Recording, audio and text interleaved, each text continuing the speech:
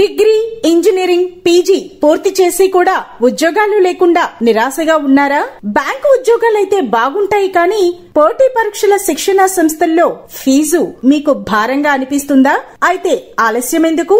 మన వెనిగండ్ల ప్రక్కనే ఉన్న కౌండిన్యపురంలోని కౌండిన్య ఐఏఎస్ అకాడమీలో హైదరాబాద్ నుండి అత్యున్నతమైన ఫ్యాకల్టీతో ఆర్థిక భారం మోయలేని వారికి సేవాభావంతో లాభాపేక్ష లేకుండా కేవలం మంచి ఫ్యాకల్టీతో అతి తక్కువ ఫీజుతో నిర్వహించబడుతున్న మన ఐఏఎస్ అకాడమీలో చేరండి, చేర్పించండి, ఉద్యోగం సాధించండి. వివరాలకు doctor EV Narayana, retired principal, TGPS college, Guntur, founder and chairman cum managing trustee, Guntur, Andhra Pradesh. Cell number 9966112933.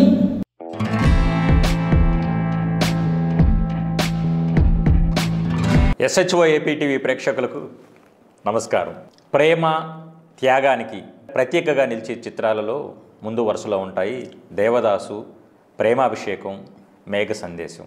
ఆయా చిత్ర విజయాలలో కీలకంగా నిలిచిన పాత్రలు ఒకటి చంద్రముఖి, జయంతి, పద్మ. ఆయా పాత్రలను మలచిన తీరు గురించి మరియు ఆ చిత్ర విశేషాల గురించి మనతో వివరించేందుకున్నారు ప్రముఖ సినీ విశ్లేషకులు అమలాపురపు అమరాచారి గారు. ముందుగా వారిని స్వాగతిద్దాం. నమస్కారం అమరాచారి గారు. నమస్తే అండి. అమరాచారి గారు, శరత్ గారి నవల ఆధారంగా నిర్మించిన చిత్రం దేవదాసు. ముందుగా దేవదాసు చిత్రం పూర్వపరాల గురించి తెలియజేస్తూనే తెలుగు సినిమా తొలినాళ్ల నుండి ధైర్యంగా వేశ్య పాత్ర పోషించిన అగ్రతారల చిత్ర విశేషాల గురించి కూడా తెలియజేయగలరా సార్? SHO AP టీవీ సౌజన్యంలో ప్రసారం చేస్తున్నటువంటి మా కార్యక్రమాలను విజయవంతం చేస్తున్న ప్రేక్షక మహాశివులందరికీ వందనం, శుభాభివందనం. నేడు భారతీయ చలనచిత్ర పరిశ్రమలో ప్రేమ, త్యాగము రెండు అంశాలను తీసుకొని గతంలో ఎన్నో చిత్రాలు ఎందరో మహర్దర్శకులు దర్శకత్వం వహించినప్పటికీ బెంగాలీ రచయిత శరత్చంద్ర చటోపాధ్యాయ వ్రాసినటువంటి దేవదాసు నవలను 1928 మూకీ చిత్ర ప్రారంభం నుండి నేటి వరకు అంటే సుమారుగా 98 సంవత్సరాల నుండి నిర్విరామంగా ఆ చిత్రాన్ని ఎందరో దర్శకులు దర్శకత్వం వహించి ఎందరో నటీనటులు నటించి ఆ పాత్రలకు జీవం పోసి అమరత్వం పొందినటువంటి దాఖలాలు నేడు మనం చెప్పుకోవడానికి సంసిద్ధం అవుతున్నాను. ముందుగా 11/2/1928 సంవత్సరం తొలిసారిగా దేవదాసు మూకీ చిత్రాన్ని దర్శకులు నరేష్ మిత్ర నిర్మించారు. ఫిబ్రవరి 11, 1928. 11/2/2028 సంవత్సరానికి ఈ చిత్ర నిర్మాణం ప్రారంభించి నేటికి కొనసాగుతున్నటువంటి నేపథ్యంలో 100 సంవత్సరాలు పూర్తి చేసుకోబోతున్నాము. ఇంతటి అఖండమైనటువంటి కీర్తి ప్రతిష్టలను ఆ నవల ద్వారా శరత్చంద్ర చటోపాధ్యాయ వారు మన భారతదేశానికి, ప్రేమికులకు, ప్రేమకు, త్యాగానికి అత్యున్నత స్థాయిలో నిర్వచనం చెప్పినటువంటి మహోన్నతమైనటువంటి మహోదాత్తమైనటువంటి చిత్రం దేవదాసు. ఈ యొక్క నవలను మొట్టమొదటిసారిగా మార్చి 30వ తేదీ 1935న ప్రమోద్చంద్ర బారువా, PC బారువా వారి సతీమణి జమున బారువాతో కలిసి బెంగాలీలో ఈ చిత్రం నిర్మించారు. ఆ చిత్రం తొలినాళ్లలోనే టాకీ యుగంలో మొట్టమొదటిసారిగా తీసిన చిత్రం కాబట్టి ఎంతో ఘన విజయం సాధించింది. తరువాత 1936లో హిందీ చిత్రాన్ని PC బారువా దర్శకత్వంలో అలనాటి తొలి super star KL Saigal Devdas పాత్రను పోషించారు. 1937లో మరల పిసి బారువా దర్శకత్వంలో అస్సామీ చిత్రంగా మలిచినటువంటి తీరు.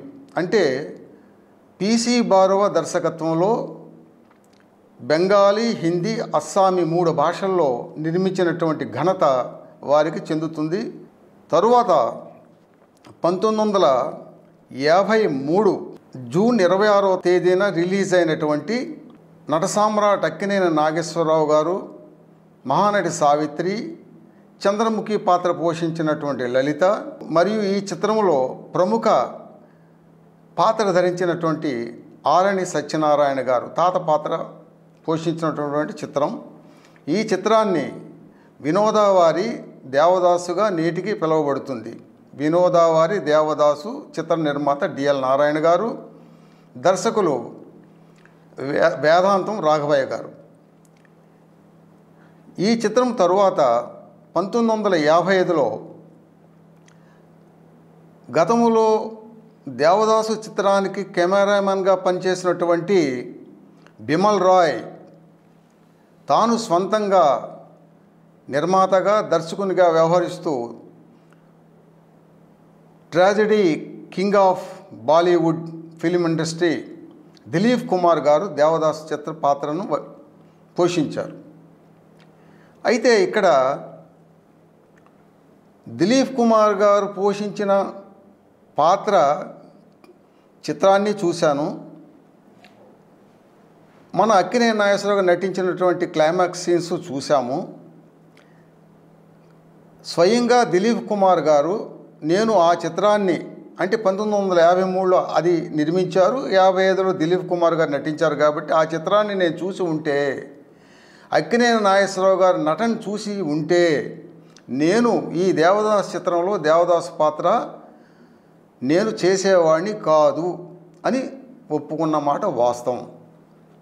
ఈ చిత్రం నిర్మించిన తర్వాత ప్రముఖ నిర్మాతలు కన్నడంలో కంఠీరవ రాజకుమార్ గారి దగ్గరికి వెళ్ళి, మేము దేవదాస్ చిత్రాన్ని నిర్మిస్తున్నాము, దేవదాసు పాత్ర వేయమంటే అక్కినేని నాగేశ్వరరావు గారు దేవదాసు పాత్రలో నేను చూశాను, ఇప్పటి వరకు మేము తెచ్చుకున్న పేరు ప్రఖ్యాతులను ఆ పాత్ర ధరించి నేను పోగొట్టుకోలేను అని చెప్పడం జరిగింది. అంటే వినోదావారి దేవదాసు చిత్రంలో నటసామ్రాట్ అక్కినేని నాగేశ్వరరావు గారి యొక్క నటన ఎంత శిఖరాగ్ర స్థాయిలో నటించారు అనే దానికన్నా జీవించి నేటికి అమరత్వం పొందినటువంటి నట యోగి నటసామ్రాట్ అక్కినేని నాగేశ్వరరావు గారుగా చెప్పుకోవచ్చు. అదేవిధంగా ఈ చిత్రంలో నేను మీ ముందుకు తీసుకురావడానికి ప్రధాన కారణం చిత్ర విశేషాలు ఎన్ని ఉన్నప్పటికీ చంద్రముఖి పాత్రను తీసుకోవటం జరిగింది. అదేవిధంగా ప్రేమాభిషేకంలో జయంతి పాత్రలో జయసుధ గారి నటన, మేఘ సందేశం చిత్రంలో పద్మ పాత్రలో జయప్రద మరియు జయసుధ నటన, ఈ 3 పాత్రలు కూడా వేశ్య పాత్రలుగా వారు నటించారు. అంటే అసలు వేశ్య పాత్రలను తెలుగు సినిమా తొలినాళ్లలో అగ్రనటులు ఎవరు నటించారనేది చెప్పడానికి నేను ప్రయత్నం చేస్తాను. తొలిటాకి పులి అని పిలువబడేటటువంటి హెచ్ఎం రెడ్డి గారు గృహలక్ష్మి చిత్రంలో కాంచనమాల గారు చేశారు ఆ పాత్ర. 2 భానుమతి గారు స్వర్గసీమలో, అంజలి దేవి గారు కీలుగుర్రం గొల్లభామ చిత్రంలో, సావిత్రి కన్యాశుల్కం చిత్రంలో, జమున వచ్చిన కోడల నచ్చింది చిత్రంలో, కృష్ణకుమారి పునర్జన్మ చిత్రంలో, అదేవిధంగా తరువాతి తరంలో కాంచన కళ్యాణ మండపం చిత్రంలో, అదేవిధంగా ప్రముఖ నటి లక్ష్మి మల్లెపువ్వు చిత్రంలో, ఇలా అగ్రతారలందరూ ఆ వేశ్య పాత్రలను ధరించి ఆ వేశ్య శరీరాన్ని అమ్ముకొని బ్రతకటమే కాదు, ప్రేమకు త్యాగానికి ఈ యొక్క కామవాంఛ ఒకటే కాదు, మనసుకు చెందినటువంటి త్యాగము, ప్రేమ గురించి నిర్వచనంగా మలిచినటువంటి పాత్రలను వారందరూ పోషించినట్లుగా దేవదాసు చిత్రంలో లలితగా ట్రావెంకోర్ సిస్టర్స్గా పిలువబడుతున్నటువంటి లలిత, పద్మిని, రాగిణి ఈ ముగ్గురు అక్కా చెల్లెళ్లలో పెద్ద ఆమె లలిత ఈ పాత్ర పోషించింది. లలిత ఎవరో కాదు, మన నటి శోభన యొక్క మేనత్త మరియు మురారి చిత్రంలో మామగా నటించినటువంటి సుకుమారి వారికి కూడా చాలా దగ్గర బంధువు కావటం విశేషంగా భావించవచ్చు. అద్భుతం సార్. దేవదాసు పూర్వపరాల గురించి చాలా చక్కగా, అసలు అంతకుముందు వర్షన్స్ గురించి చాలా చక్కగా చెప్పారు సార్. ఇప్పుడు మన వేదాంతో రాఘవయ్య గారు దర్శకత్వం వహించి విశేష ప్రేక్షక ఆదరణ పొందిన దేవదాసు చిత్రంలో సార్, చిత్ర క్లైమాక్స్లో ముఖ్యంగా చంద్రముఖి అంటే లలిత గారు పోషించిన పాత్ర, దేవదాసు అక్కినేని నాగేశ్వరరావు గారు పోషించిన పాత్ర మధ్య సన్నివేశం అందరినీ ఆకట్టుకుంటుంది సార్. ఆ సన్నివేశం గురించి మీరు తెలియజేయగలరా సార్? దేవదాసు చిత్రంలో పార్వతీని మర్చిపోవడానికి భగవాన్ పాత్ర వేసినటువంటి పేకేటి శివరాం గారు వేశ్యాగృహం నడుపుతున్నటువంటి చంద్రముఖి ఇంటికి తీసుకుని వస్తారు. అప్పుడు చూచిన తీరు, ఆ యొక్క జమీందారీ యొక్క రూపురేఖలు, ఆ వచ్చస్సు చూచినటువంటి చంద్రముఖి తరువాత పార్వతిని మర్చిపోలేక తాను తాగుడుకు బానిసై ఆరోగ్యం పూర్తిగా క్షీణించి చివరి అంత్య దశలో ఉన్నటువంటి సందర్భంలో మనకి ఒక సీను వేదాంతం రాఘవయ్య గారు చూపిస్తారు. జగమే మాయ బ్రతుకే మాయ వేదాలలో సారమింతేనయ. ఆ పాట అయిపోతుంది. జగమే మాయ బ్రతుకే మాయ. ఈ యొక్క దేవదాసు తీసుకువెళ్ళటానికి చంద్రముఖి మరియు దేవదాసు బాల్యం నుండి అంటిపెట్టుకొని యోగక్షేమాలు చూస్తూ నటించినటువంటి తాత పాత్రలో రంగస్థల నటుడు తొలినాళ్లలో మన తెలుగు చలనచిత్ర పరిశ్రమలో తొలి మూకీ చిత్రం భీష్మ చిత్రంలో నటించినటువంటి నటుడు ఆరణి సత్యనారాయణ. వారు ఇద్దరు కలిసి నాగేశ్వరరావు గారి దగ్గరికి, దేవదాస్ గారి దగ్గరికి వస్తారు.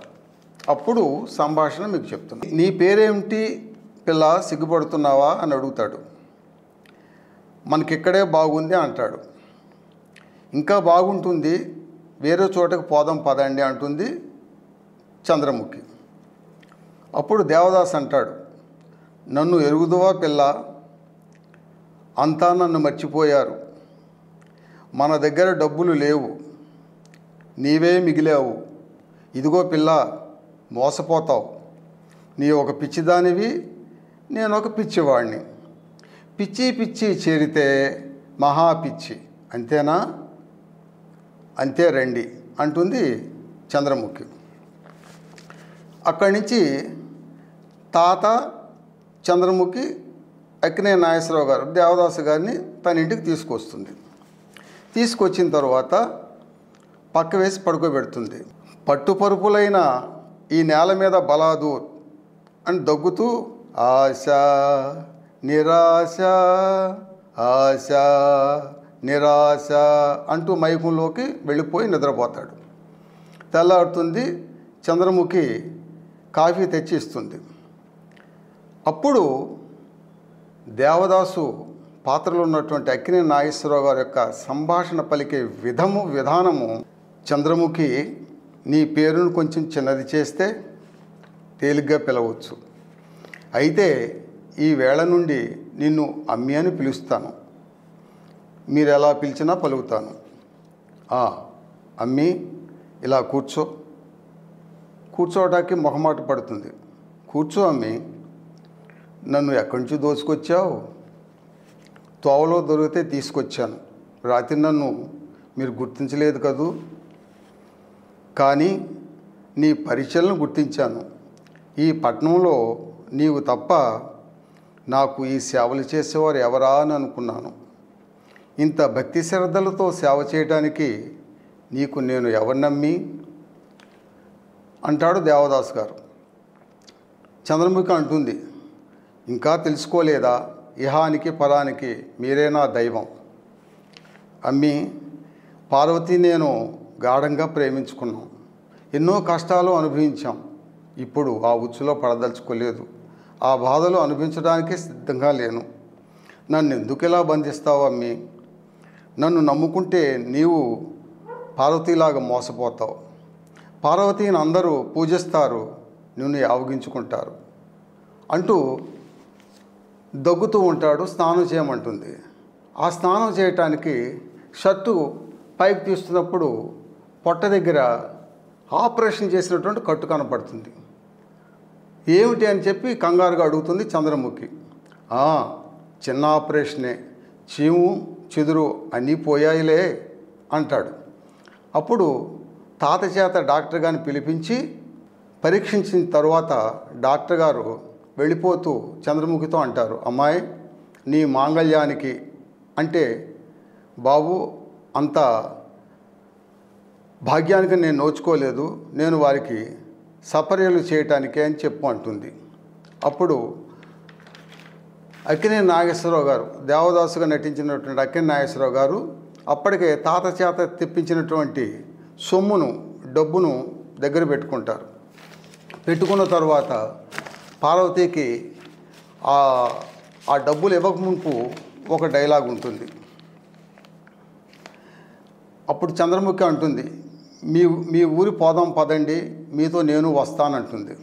వద్దమ్మి, మనమిద్దరము వెళ్ళటం పరువు కాదు, నన్ను చూసి లోకం నవ్వుతుంది, నిన్ను చూసి యావగిస్తుంది, ఈ జన్మకింతే అంటూ ఆ తాత తెచ్చిన డబ్బులు ఆమె చేతిలో పెడుతుంటే తీసుకోవడానికి సంశయంగా ఉంటుంది.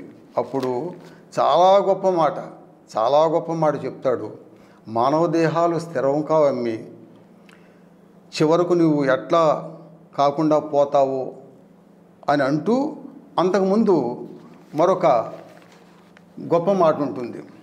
పాపపుణ్యాలు విచారించే ఆ భగవంతుడు నీకు ఏ శిక్ష విధిస్తాడో తెలియదు, కానీ మళ్ళీ జన్మలో మనమిద్దరం కలుసుకోవాలనుకోవటం జరిగితే నిన్ను తప్పక విడిచిపెట్టను అంటాడు. ఈ యొక్క డైలాగును పాపపుణ్యాలు విచారించే ఆ భగవంతుడు నీకు ఏ శిక్ష విధిస్తాడో తెలియదు, కానీ మళ్ళీ జన్మంటూ ఉంటే నిన్ను విడిచిపెట్టనమ్మి అనే పదాన్ని దర్శకరత్న దాసరి నారాయణరావు గారు దీన్ని కనెక్టివ్గా తీసుకొని దేవదాసు మళ్ళీ పుట్టాడనేటటువంటి చిత్రాన్ని నిర్మించినటువంటి విషయం మీ అందరికీ తెలిసినటువంటి విషయమే. ఆ విధంగా ఈ చిత్రంలో లలిత చంద్రముఖి పాత్రలో, దేవదాసు పాత్రలో అక్కినేని నాగేశ్వరరావు గారు ఇరువురు పోటాపోటీగా నటించడంలో కెమెరామెన్ బిఎస్ రంగా గారు, సంభాషణ రచయిత సముద్రాల రాఘవాచార్యుల వారు, దర్శకులు వేదాంతం రావయ్య గారు మహోన్నతంగా తీర్చిదిద్దినటువంటి విషయము. అది నేటికి అజరామరమైనటువంటి అమరత్వం పోయినటువంటి చిత్రంగా నిలిచిపోయిందనేటువంటి విషయాన్ని మీకు తెలియపరచుకుంటున్నాను. చాలా బాగా చెప్పారు సార్. దేవదాస్ చిత్రం గురించి ఇంత లోతుగా ప్రేక్షకులకు తెలియని విషయాలను కూడా మీరు తెలియజేసినందుకు ధన్యవాదాలు సార్. మనం తర్వాత ప్రేమాభిషేకం చిత్రం కనుక తీసుకున్నట్లయితే సార్, జయంతి పాత్ర పోషించిన, అది కూడా వేసే పాత్ర, ఆ పాత్ర పోషించిన జయసుధ గారికి, అదేవిధంగా రాజేష్ పాత్ర పోషించినటువంటి అక్కినేని నాగేశ్వరరావు గారికి మధ్యగల సన్నివేశాలను, సంభాషణలను దర్శకరత్న దాసనారాయణరావు గారు మలచిన తీరుతెన్నుల గురించి తెలియజేయగలరు సార్. ప్రేమాభిషేకం చిత్రం అన్నపూర్ణ స్టూడియోస్ పేరిట ప్రముఖ ట్రాజెడీ అండ్ రొమాంటిక్ హీరో నట సామ్రాట్ అక్కినేని నాగేశ్వరరావు గారు నిర్మించినటువంటి చిత్రం. ఈ చిత్రం గురించి చెప్పుకునే ముందు మన దర్శకరత్న దాసనారాయణరావు గారు అక్కినేని నాగేశ్వరరావు గారి పట్ల ఎంత అభిమానమో, ఎంత ఆరాధనా భావం ఉన్నదనే దానికి ఒక విషయం మీకు తెలియపరచాలనుకుంటున్నాను. నిజానికి అక్కినేని నాగేశ్వరరావు గారు పూర్వ వైభవంలో నటిస్తూ 1974 సంవత్సరంలో ఆపరేషన్ చేయించిన తరువాత ఆనాటి ప్రాభవం మరలా తిరిగి చూడలేదు అన్నది వాస్తవం. ఏదో ఆలు మగలు లాంటి ప్రసాదార్ పిక్చర్స్ ఏదో ఒకటి అరా పిక్చర్లు అరకొరగా ఉన్నప్పటికీ మరలా అక్కినేని నాగేశ్వరరావు గారికి ఆ స్థాయిలో నిర్మించినటువంటి దర్శకరత్న దాసనారాయణరావు గారి సినిమాల్లో శ్రీవారి ముచ్చట్లు, ఏడంతస్తుల మేడ, బహుదూర బాటసారి, ప్రేమాభిషేకం, మేఘ సందేశం లాంటి చిత్రాలు అజరామరమైనటువంటి కీర్తి ప్రతిష్టలను ఆర్జించి పెట్టినటువంటి దర్శకరత్న దాసరి నారాయణరావు గారు ఎంతైనా అభినందనీయుడిగా చెప్పుకోవచ్చు. అయితే ప్రేమాభిషేకం చిత్రంలో దేవదాసు చిత్రం యొక్క ప్రభావం అంతర్లీనంగా ఈ చిత్రంలో మనకు కనబడుతుంది. కారణం ఏమిటంటే దేవదాసు చిత్రంలో చంద్రముఖి పాత్రను పోలిన పాత్ర ఈ సినిమాలో జయంతి పాత్రలో జయసుధ చేత నటించారు. ఏ మాత్రము తీసిపోకుండా జయంతి పాత్రలో జయసుధ అద్భుతంగా, మహాద్భుతంగా నటించి ఆ యొక్క చిత్ర విజయానికి ఒక శ్వాసగా మిగిలిపోయి ఆ చిత్ర విజయ పరంపరలో నాటికి నేటికి ఏనాటికి అజరామరమైనటువంటి గుర్తుగా మిగిలిపోయినటువంటి పాత్ర జయంతి పాత్ర. ఈ చిత్రంలో రాజేష్గా నటించినటువంటి అక్కినేని నాగేశ్వరరావు, దేవిగా నటించిన శ్రీదేవిని ప్రేమించుకొని పెళ్లి చేసుకోవాలనుకునేటప్పటికీ క్యాన్సర్ ఆవహించిందనే విషయాన్ని తెలిసి తను పెళ్లి చేసుకుంటే దేవి విధవరాలుగా అవుతుందని, అందుకు తప్పించడానికి జయసుధ అంటే వేశ్య ఇంటికి వచ్చి ఆమె తన పట్ల అసహ్యంగా ఉండాలని ఆ విధంగా ప్రవర్తిస్తూ వందనం అభివందనం పాట పాడుతూ వందనం అభివందనం ఒక్కసారిగా నోటి వెంట రక్తం వచ్చి అపస్మారక స్థితిలోకి వెళ్ళిపోతాడు. అప్పుడు డాక్టర్గా నటించిన గుమ్మడి టెస్ట్ చేసి క్యాన్సర్గా చెప్తారు. ఈ విషయం నాగేశ్వరరావు గారు తెలియక స్పృహలోకి వచ్చిన తర్వాత వెళ్ళిపోతూ ఉండగా జయసుధ అక్కినేని నాగేశ్వరరావు గారి మధ్యన జరిగినటువంటి సంభాషణలు చాలా గొప్పగా దర్శకరత్న దాసనారాయణరావు గారు రాయటం జరుగుద్ది. అంతేకాదు, మేము ఇలాంటి పరిస్థితుల్లో మీరు ఒక్కరే ఒంటరిగా వెళ్ళడానికి వీల్లేదు, మీతో కూడా నేను వస్తాను అన్నప్పుడు దేవదాసు చిత్రంలో కూడా మీతో నేను వెంట వస్తానంటే నువ్వు వద్దమ్మి మనల్ని చూసి లోకం నవ్వుతుందని ఎలాగైతే అంటారో దాన్ని ఎపిసోడ్ని ఇక్కడ తీసుకొని కొత్త తరహాగా మలిచినటువంటి తీరు. జయసుధ గారు వెళ్ళొద్దని చెప్పి అక్కినేని నాగేశ్వరరావు గారి యొక్క కాళ్ళను పట్టుకున్నప్పుడు ఆ షాట్ మొత్తం కూడా జయసుధ మీదనే చిత్రీకరించడం జరుగుతుంది. ఆ షాట్లో జయసుధ ఎంత హృదయ విదారకంగా వేడుకుంటూ మీరు ఇక్కడి నుంచి వెళితే మీ కాళ్ళ మీద పడి చచ్చిపోతాను అంటూ ఒకటి, రెండు, మేము వేశ్య వృత్తిలో ఉన్నప్పటికీ మాకు తాళి కట్టేవాళ్ళు ఎవరు ఉండరు, భార్యగా ఎవరు స్వీకరించరు, అలాంటి అదృష్టాన్ని నాకు కలగజేయండి అని చెప్పడము, నా నుదుట అదే రాసి ఉంటే నీకు తాళి కడతానని చెప్పడము, నిజంగా తాళి కడుతూ ఆయన చనిపోవటము, ఆ చెయ్యి ఆ తాళి మీద చెయ్యి తగిలి ఆ తాళి తెగిపోవటం ఒకేసారి చూపించడం జరుగుతుంది. ఆ విధంగా ప్రేమాభిషేకం చిత్రంలో వేశ్య పాత్రలో నటించినటువంటి జయసుధ అజరామరమైనటువంటి కీర్తి ప్రతిష్టలు సంపాదించుకున్నటువంటి సహజ నటి అనేటటువంటి ఆ యొక్క ప్రజలు ఇచ్చిన బిరుదు ముందు ప్రభుత్వాలు ఇచ్చినటువంటి ఏ యొక్క బిరుదులు కూడా ఎంత మాత్రము సరితూగగలవో ప్రేక్షక లోకాన్ని అందరికీ తెలిసినటువంటి విషయమే. Very nice sir. అదేవిధంగా సార్ దాసరి నారాయణరావు గారు ప్రతిష్టాత్మకంగా నిర్మించి దర్శకత్వం ఇచ్చిన మరో చిత్రం మేఘ సందేశం. ఆ చిత్రంలో జగ్గయ్య గారు జయప్రదల మధ్య, అదేవిధంగా నట సామ్రాట్ అక్కినేని నాగేశ్వరరావు గారు జయసుధ గారుల మధ్య సన్నివేశాల గురించి తెలియజేయగలరా సార్? మేఘ సందేశం అక్కినేని నాగేశ్వరరావు గారి పట్ల ఆరాధనా భావం కలిగినటువంటి దర్శకరత్న దాసరి గారు అక్కినేని నాగేశ్వరరావు గారు నటించినటువంటి 200వ చిత్రంగా నిర్మించి దర్శకత్వం వహించినటువంటి కళాత్మక విలువలు కలిగిన నృత్య సంగీత భరితమైనటువంటి చిత్రం మేఘ సందేశం. ఈ చిత్రంలో అక్కినేని నాగేశ్వరరావు గారు రవీంద్రబాబుగా, పద్మగా వేసే పాత్రల్లో జయప్రద, తరువాత భార్యగా జయసుధ నటిస్తారు. ఇక్కడ కూడా అంతర్లీనంగా రవీంద్రబాబులో ఉన్నటువంటి కవిని మేల్కొల్పబడుతుంది జయప్రద పాత్ర. ఆమె పట్ల ఆకర్షితుడై ప్రతిరోజు నిత్యము ఆమె దగ్గరికి వెళుతున్నప్పుడు ఈ చిత్రంలో జయసుధ అన్నగా నటించినటువంటి కళావాచస్పతి కొంగర జగ్గయ్య గారు నటించారు. ఒక రకంగా చూస్తే ఈ చిత్రం మొత్తం కూడా ఆద్యంతము అంతర్లీనంగా హీరో పాత్ర జగ్గయ్య గారిదే. అక్కినేని నాగేశ్వరరావు గారి కన్నా